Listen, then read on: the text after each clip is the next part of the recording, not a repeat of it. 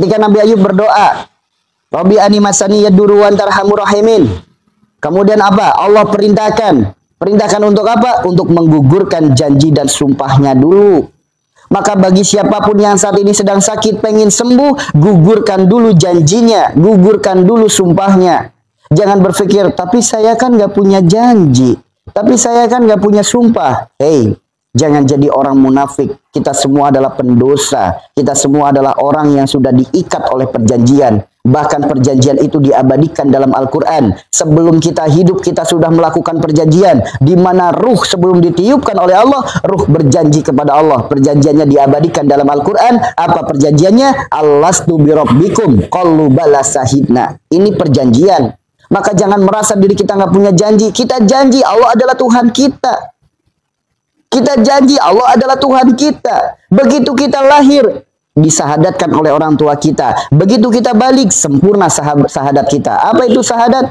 Aku bersaksi tiada Tuhan selain Allah. Aku bersaksi Nabi Muhammad utusan Allah. Pernah nggak kita lebih percaya ucapan orang lain ketimbang firman Tuhan kita sendiri? Pernah nggak kita lebih mentaati ucapan orang lain ketimbang taat kepada sabda Rasulullah sendiri? Pernah nggak? Kata dokter, jangan dulu puasa, nanti asam lambungnya kambuh. Kata Rasulullah, puasa adalah obat. Sok, mana yang diikuti?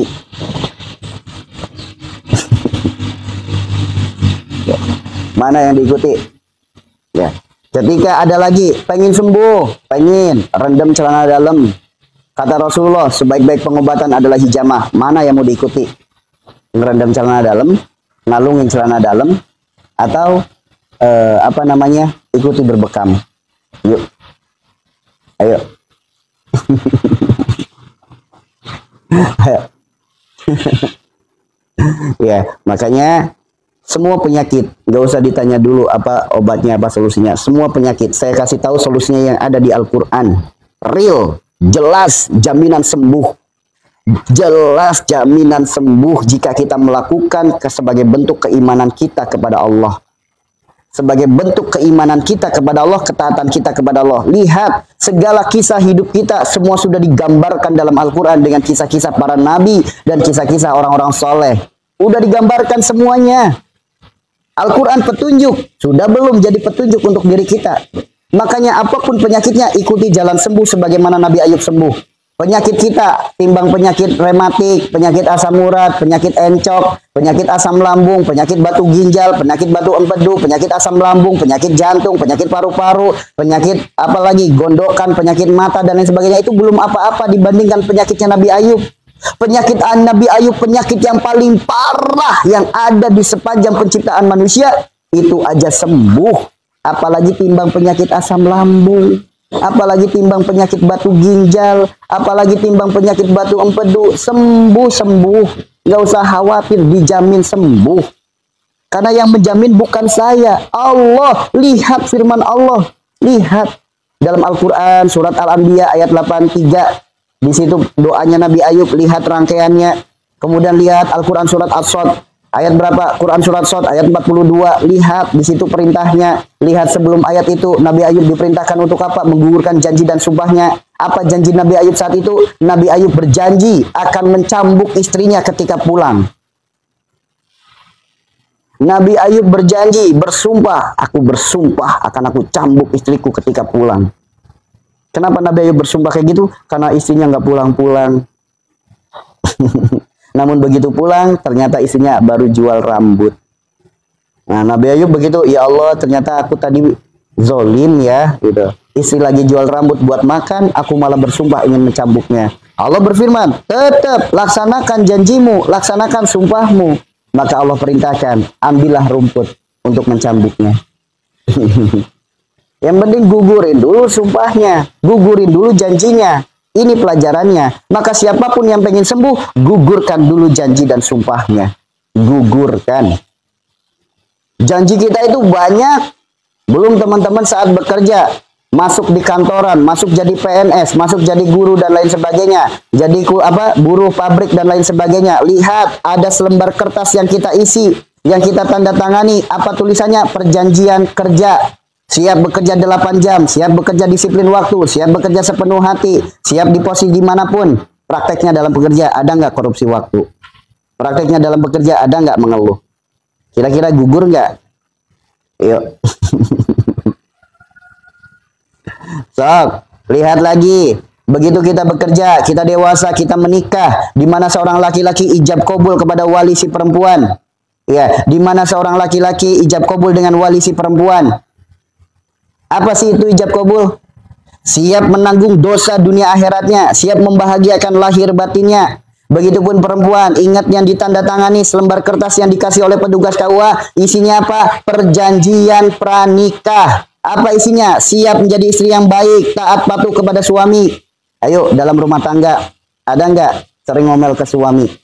Ada nggak sering marah-marah ke suami? Ada nggak para suami membiarkan istrinya berbuat dosa? Ada nggak para suami nggak memenuhi hak istri? Ada nggak para suami yang zalim kepada istri? Ada nggak yang suami dengan semena-mena mentalak istri? Ayo, apa kabar? Ternyata perjanjiannya udah banyak banget kan? Belum lagi ketika kita melakukan hal-hal, contoh, anak lagi nangis. Cup, nak. Jangan nangis, diem. Nanti nanti mama beliin permen. Begitu udah diem, udah dibeliin permen belum sekarang? Nanti ibu beliin mainan.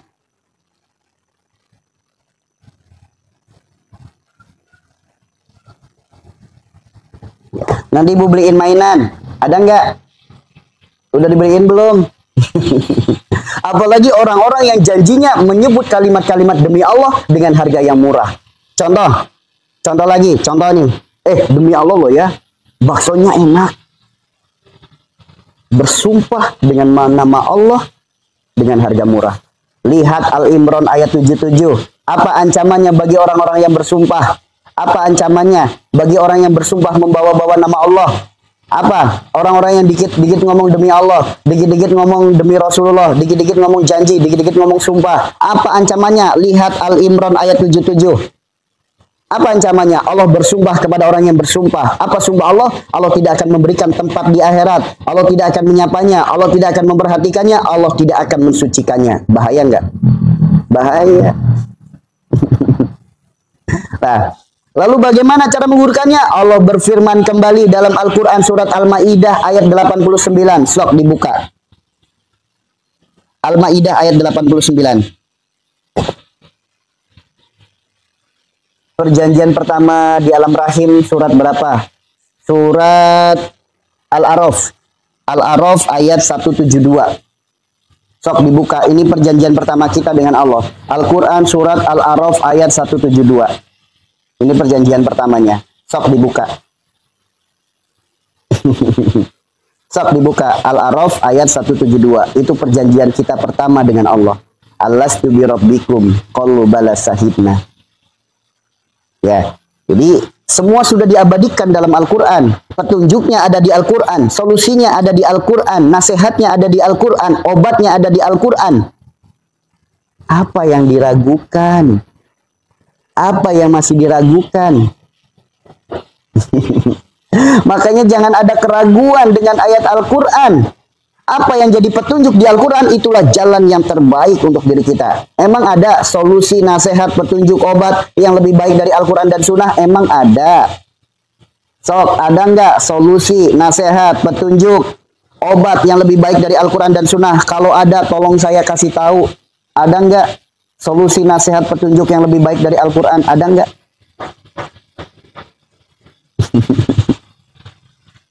Gak bakal ada, tidak. Gak bakal ada. Makanya hayu ikuti petunjuk Al-Quran. Contoh, ketika orang sakit perut, lihat petunjuk kisah Nabi Yunus. Ada orang sakit semua penyakit, lihat kisah Nabi Ayub alaihi salam. Lihat ketika ada sakit turun-temurun, lihat kisah Nabi Ibrahim alaihi salam. Lihat ketika kita bermasalah dengan rumah tangga, lihat ketika kita punya masalah dengan sosial, kita punya masalah dengan banyak hal, lihat kisah Nabi Nuh. Kan semuanya udah digambarkan. Bagi orang yang belum punya keturunan, bagi orang yang pengen dapat keturunan, lihat kisah Nabi Zakaria. Semuanya udah ada di Al-Quran. Kenapa masih bingung mencari jalannya, mencari solusinya, masih petunjuknya? Karena kita kurang pandai dalam membacanya. Karena selama ini kita hanya baca tulisannya saja, baca Arabnya saja, jarang yang membaca terjemahannya. Sekalinya ada terjemahannya, mungkin kita jarang baca Al-Quran. lebih sering baca story-story yang lewat daripada Al-Quran yang ada di meja.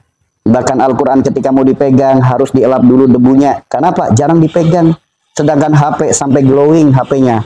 Layarnya sampai licin. Kenapa? Saking sering dipegang. Sedangkan Al-Quran begitu mau dibuka, dielap dulu karena banyak debunya. Saking jarang dibaca. Ternyata hidup kita selama ini seperti itu. Makanya wajar ketika ada petunjuk dari Al-Quran, merasa tercengang. Ternyata ya. Tuh. Ya.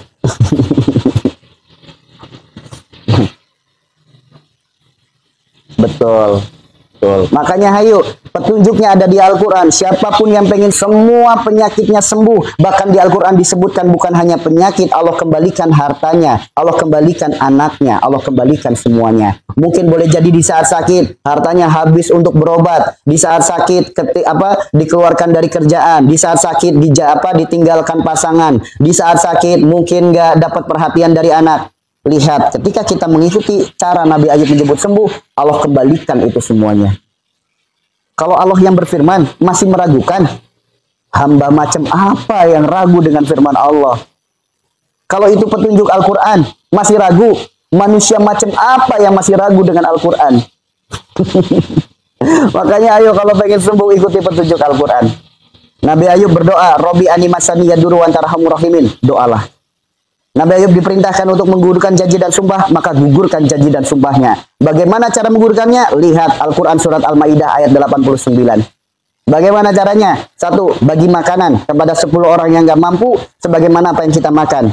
Normalnya manusia sehari makan 3 kali, berikan kepada 10 orang, cukup untuk sehari makan. Gampangannya 3 dikali 10, bikin 30 bungkus nasi, bikin 30 box nasi, berikan kepada orang-orang nggak mampu. Ya, anak-anak yang orang-orang nggak mampu berikan. Ya Allah, saya nggak mampu kasih makanan. Allah berfirman lagi, masih di ayat yang sama Al-Maidah 89. Kalau nggak mampu kasih makanan, maka berilah pakaian. Berapa orang? 10 orang. Apakah harus baru? Bekas juga nggak apa-apa, selagi masih layak pakai dan menutup aurat. Pernah gitu berbagi pakaian? Apa pakaian dibiarkan menumpuk di lemari sampai dimakanin oleh rayap? Pernah? Hati-hati orang-orang yang sering menumpuk pakaian yang nggak pernah dipakai, pakaian udah nggak pernah dipakai, udah nggak muat, udah males pakai, dibiarkan di lemari. Dalam sebuah kitab disebutkan itu adalah sumber kefakiran. Fakir dirimu, fakir pula anak keturunanmu.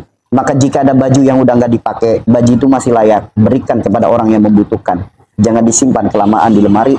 Jangan, itu bisa jadi sumber kefakiran. Ya Allah, jangankan bagi makanan, bagi pakaian. Saya punya baju yang saya kenakan dalam tubuh. Ada nggak yang seperti itu? Banyak. Lalu bagaimana cara kafaratnya? Masih di ayat yang sama. Jika tidak mampu, maka merdekakan hamba sahaya. Memerdekakan hamba sahaya itu di zaman sekarang sulit. Maksud daripada memerdekakan hamba sahaya itu apa? Memerdekakan hamba sahaya itu membantu kesulitan orang lain. Bantulah kesulitan orang lain. Ya, bantu kesulitan orang lain.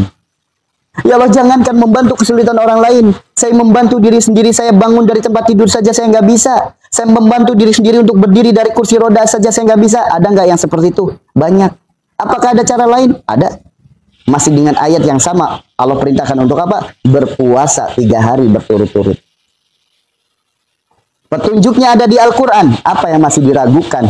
Manusia macam apa yang ragu dengan perintah Al-Quran?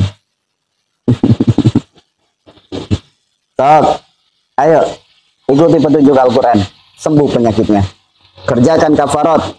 Begitu sudah melakukan kafarat, lihat Allah berfirman dalam Quran surat Shad ayat 42. Apa firman Allah? Lakukan terapi. Apa terapinya? Menghentakkan kaki ke bumi. Dengan menghentakkan kaki ke bumi akan muncul air keberkahan. Apakah hanya Nabi Ayub saja ketika menghentakkan kaki ke bumi akan muncul air keberkahan? Apa kabar kalau kita sang pendosa yang berlumuran dengan dosa? Apakah dengan kita menghentakkan kaki ke bumi, apakah akan muncul air keberkahan? Air keberkahan yang menjadi sumber kesembuhan, apakah akan muncul itu? Al-Quran adalah mukjizat yang nyata, real. Dengan kita melakukan hal yang sama sebagaimana Nabi Ayub lakukan, maka kita akan mendapatkan hal yang serupa. Yuk. Dengan kita menghentakkan kaki ke bumi, muncul air keberkahan. Buktikan, saat ini kita menghentakkan kaki ke bumi, muncul pula air keberkahan. Jika tidak percaya, ayo kita buktikan bersama. Yuk.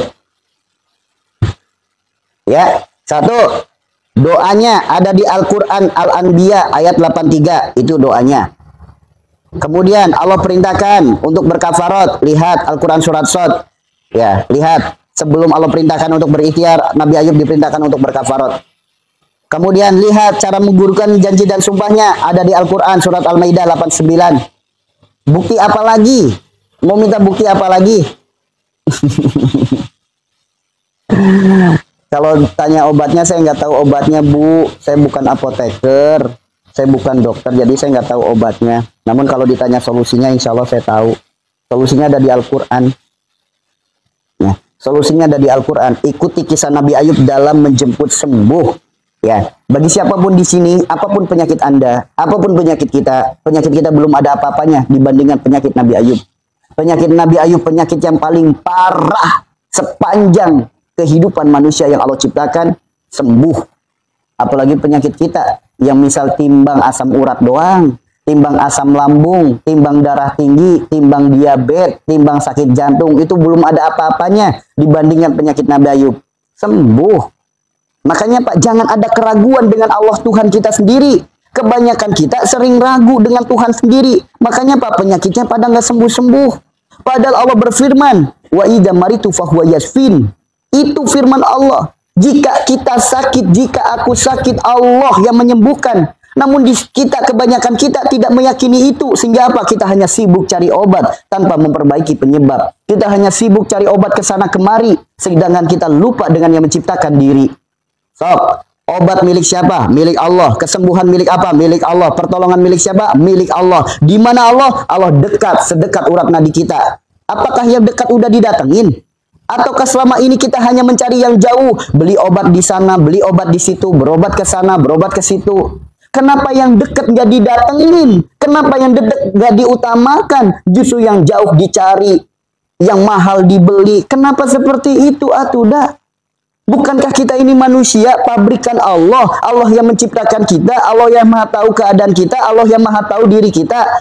Allah yang maha tahu segala-galanya, kenapa enggan mendekat kepadanya? Kita malah justru sibuk mencari obatnya. Kenapa tuh? Gimana mau dapat sembuh kalau yang kayak gitu? Ingat, jangan sibuk cari obatnya, sibuklah perbaiki penyebabnya. Sibuklah perbaiki penyebabnya. Genteng rusak, hujan, bocor. Kalau hanya sibuk cari ember, cari baskom, gentengnya, atapnya nggak diperbaiki, mau sampai rumahnya ambruk tetap aja bocor. Namun kalau kita perbaiki atapnya, perbaiki gentengnya, begitu turun hujan, bocornya tidak ada lagi. Sehingga tidak usah repot-repot cari ember, cari baskom. Namun orang yang bodoh, dikasih nasihat, dikasih solusi, dikasih petunjuk, perbaiki atapnya, dia akan tetap memilih cari ember yang mahal, cari ember yang sakti, cari ember yang instan. Demi apa? Buat nadahin bocornya. Kalau penyebabnya nggak diperbaiki, mau sampai ambruk rumahnya, tetap aja bocor. Sama. Jasad kita ibarat kata rumah. Jika rumah itu ada bangkai, akan datang lalat. Lalat itu adalah gambaran penyakit. Jika kita hanya sibuk ngusir lalatnya, bangkainya masih ada, maka lalat itu akan kembali lagi. Datang orang pinter, minta dipagerin, dipasangin pagar. Pintunya dirajah, jendelanya dirajah, katanya dipagerin. Dipagerin serapet apapun, kalau bangkainya masih ada, lalat akan tetap bisa masuk. Datang lagi ke orang pintar, ke tukang yang lebih pintar lagi nih. Akhirnya rumahnya dikasih lapis 7 beton. Dikasih 7 beton lapis. Boleh jadi lalatnya nggak bisa masuk. Namun muncul penyakit baru, belatung dari bangkainya. Inilah kemusyrikan. Penyakitnya bukan lagi penyakit jasad. Penyakitnya penyakit belatung dalam hati. Boroknya hati. Ya. Jadi penyakit kemusyrikan itu bukan lagi jasad yang sakit. Namun penyakitnya hati, hatinya borok langsung, bernanah langsung. Tuh teman-teman. Oke? Jadi mau sibuk cari apa obatnya, mau masih berpikir kayak gitu. Ayo, jangan terlalu digiring opininya, dikit-dikit obat, dikit-dikit beli obat. Seneng nanti yang jualan obat makin kaya. Nggak ada dokter miskin, nggak ada dokter pada kaya. Kenapa? Jualan obatnya laris. Karena orang semua dicekokin, semua dijejelin obat, obat, obat, obat, obat. Bahkan lihat, dok, kalau Anda bisa menjual obat ini, Anda minta apa? Saya minta rumah. Beliin rumah. Sama siapa? Pabrik obat. Saya pengen jalan-jalan ke luar negeri. Dikasih jalan-jalan ke luar negeri. Gak ada dokter miskin. Makanya Pak, orang sakit obat, orang sakit obat. Harga obat gak seberapa. Apalagi obat generik, 1 lembar cuma 2.000 perak. 2.000 kali berapa manusia.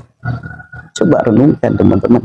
Selama ini kita digiring opininya, apa-apa obat, apa-apa obat, apa-apa obat. Sedangkan Allah berfirman, ya ayuhan nas, qad ja'atkum mau'izatun min rabbikum wa syifaa'un lima fis sudur wa hudan wa rahmatun lil mu'minin. Hei manusia, telah datang kepadamu petunjuk obat segala penyakit yang ada di dada. Allah yang ngasih tahu ada obat yang namanya Al-Quran. Firman Tuhannya sendiri nggak didengarkan, nasihat dari dokter dikedepankan. Di mana letak keimanannya? Bukan berarti ke dokter salah, bukan. Saya tidak menyalahkan, bukan. Namun pahamilah saudaraku, jangan sibuk cari obatnya, sibuklah perbaiki penyebabnya. Kalau kita udah sibuk perbaiki penyebabnya, apa penyebabnya? Rasulullah bersabda, tidaklah Allah titipkan penyakit, melainkan Allah gugurkan dosa. Ingat, berarti penyakit kita penyebabnya adalah dosa. Sedangkan gerbangnya dosa, sifat perilaku perbuatan kita. Jadi kalau kita ingin sembuh, perbaiki sifat kita, perilaku kita, perbuatan kita. Kita bertobat memohon ampun kepada Allah. Kita bertobat memohon ampun kepada Allah. Akui kesalahan kita, berjanji untuk tidak mengulangi lagi. Baru kita munajat, ya Allah, hamba mohon kepadamu ya Allah. Hamba akui ya Allah, semua penyakit hamba dikarenakan karena dosa-dosa hamba, karena sifat perilaku buruk hamba, karena perbuatan hamba. Hamba mohon ya Allah, bimbing hamba untuk hamba bisa merubah diri ini. Di sisa usia ini ya Allah, berilah hamba kesempatan untuk hamba bisa memperbaikinya ya Allah. Ya Allah, Engkaulah Rabb yang maha menyembuhkan. Engkaulah pemilik sembuh ya Allah. Hamba mohon ya Allah, bimbing hamba ya Allah. Tunjukkanlah kepada hamba jalan sembuh yang kau ridhoi, jalan sembuh yang kau berkahi, jalan sembuh yang mendapatkan ridho dan cinta darimu. So, ketika berdoa seperti itu, misal Allah ijabah doanya. Andaikan sembuhnya harus lewat obat, andaikan sembuhnya harus lewat dokter, andaikan sembuhnya harus lewat rumah sakit, Allah akan bimbing langkah kaki kita berjumpa dengan dokter, obat, rumah sakit yang terbaik. Andaikan sembuhnya harus lewat Pak Ustadz, lewat Pak Kiai, lewat tabib, lewat herbal, lewat terapi, pasti Allah akan pertemukan dengan yang terbaik. Karena bagi Allah menyembuhkan penyakit itu mudah. Bagi Allah tidak ada yang mustahil. 1 butir nasi bisa jadi obatnya. Seteguk air putih bisa jadi obatnya. Maka kalau tanya, jangan tanya obat. Tanyalah apa solusinya, apa penyebabnya, sifat yang mana, dosa yang apa. Ya, kalau nanyanya ke dokter, kamu minumnya obat ini, kamu minumnya obat itu. Itu. Ya. Namun kalau kita pengen sembuh yang berkah, bukan tanya obatnya, bagaimana solusinya. Sedangkan solusi semua ada di Al-Quran. Solusi semua ada di Al-Quran. Kenapa enggan membuka Al-Quran? Bahkan sampai ada syair. Ake yang apal Quran hadis. Udah ada. Baca Al-Qurannya. Baca terjemahannya, supaya tahu arah dan tujuannya. Bagaimana kita akan tahu petunjuk hidup kita, sedangkan Al-Quran gak pernah dibaca.